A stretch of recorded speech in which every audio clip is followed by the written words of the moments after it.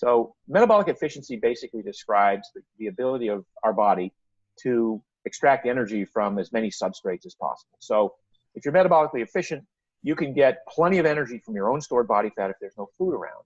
You can get energy off a plate of fat if there's a fatty meal. You can get energy from carbohydrate that's on that same plate. You can get energy from the glucose that is stored as glycogen in the muscle. You could get energy from the ketones that are produced when there's no food around, and the body converts fat into a fuel that replaces the deficit in glucose, if you will.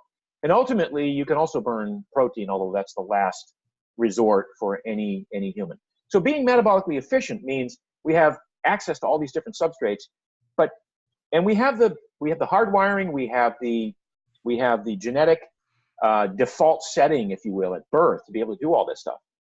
But we screw it up by eating so much carbohydrate. We eat so much complex carbohydrate. We eat, from an early age, and our parents are giving us mushed peas and bread and toast and Zwieback and crackers and goldfish and all the other, and then juice boxes and all this other crap that people have been giving their kids for the longest time. The body responds to those signals and basically becomes metabolically inefficient. In other words, it learns how to burn glucose really well. So we burn glucose, most of us in this country burn glucose really efficiently. We don't burn fat that well at all, partly because we never get a chance to burn it, partly because we're eating it every couple of hours. We're stuffing our face with more fuel in the form of simple sugars that quickly convert to glucose. In the event that we skip a meal, the brain goes, where's my glucose? And then we go into this pattern of now we have low blood sugar, and because we haven't learned how to burn fat, we have not become metabolically efficient yet. There's no other fuel source available, and so the body goes, we got to get some sugar. So you either eat it or you create it by tearing apart muscle tissue. You go into a stress response. You secrete cortisol. The cortisol causes the stripping of amino acids from certain muscles. Those amino acids go to the liver to become glucose, so the brain can function.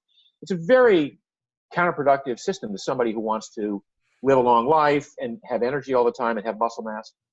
Now, again, if you go back to evolution and you go, you get how cool it is that we are wired to have a dopamine response to something that's sweet, and we are wired to overeat.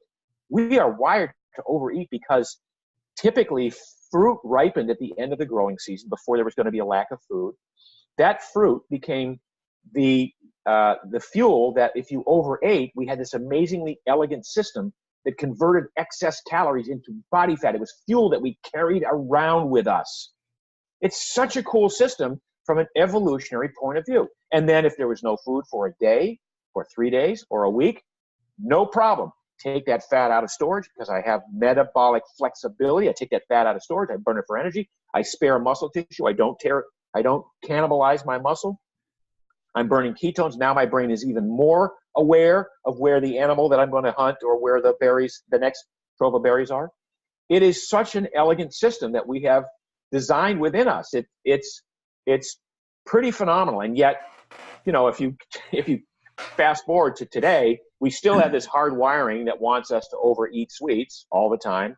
And great. And then we store it as fat. Great so far. But then we've lost that metabolic efficiency, that metabolic ability to take fat out of storage and burn it as fuel, combust it as fuel, even under really relatively high rates of metabolic output, to create ketones from some of that fat, use that instead of glucose for the brain, to the extent that there is no requirement in human nutrition for carbohydrate. You could live your entire life theoretically without ever consuming carbohydrate and be fine.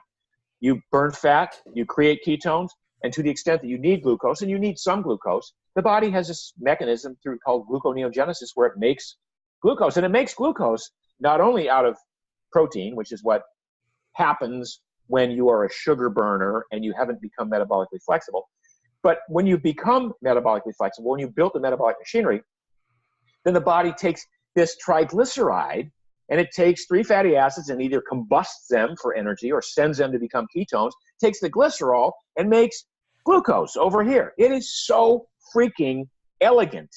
And yet it's the reason so many of us, are frustrated and hit plateaus and get sick, because we We got the first part right. We get the overeat and store the energy, but we don't get the second part right. And so that's what I teach. I teach how to achieve metabolic flexibility. To watch the full episode or to subscribe to the podcast, click the link in the description or visit us at neurohacker.com/collective insights.